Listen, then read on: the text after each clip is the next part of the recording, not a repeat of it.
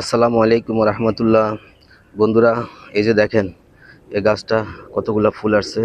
তারপরে এই যে পেঁপে গাছটা আমি কেটে ফেলছি। এটা কেন কেটে ফেলছি জানেন আপনারা? এটা কাটার উদ্দেশ্য হইলো, এই যে দেখেন এখান থেকে কাটছি গাছটা। এটা কাটার উদ্দেশ্য হইলো, এই যে দেখেন এখানে একটা মর্দা গাছ আর একটা স্ত্রী গাছ, একটা পুরুষ গাছ একটা স্ত্রী গাছ ছিল। তো পুরুষ গাছটা কেটে ফেলার উদ্দেশ্য হইলো এই কারণে যে যেহেতু এই গাছটা মোটামুটি আলহামদুলিল্লাহ ফুল ফল ভালোই আসছে, দেখা গেছে এটার কারণে যদি ওটার আবার কোনো ক্ষতি হয়, এই জন্য আর কি এই যে দেখেন এখান থেকে কেটে ফেলছি। তো বন্ধুরা, এই গাছটা যখন ডাকছিলাম তখন আপনাদেরকে বলছিলাম যে দেখেন কত সুন্দর ফুল আসছে, ফল আসছে মর্দা গাছ।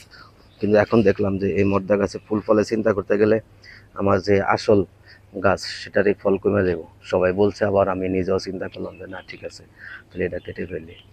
তো ঠিক আছে বন্ধুরা, আপনারাও জানি না আমার কর্ম দেখে আপনারা কতটুকু উৎসাহিত হতে পারতেছেন। আপনারা যে যেখানে পারেন সেখানে গাছ লাগাইবেন, পরিবেশ বাঁচান, আমাদের খাদ্যের চাহিদা মিটবে, পরিবেশের ভারসাম্য রক্ষা করবে, পাশাপাশি প্রকৃতির সৌন্দর্য এবং অক্সিজেন তো আমরা পাবোই পরিশুদ্ধ।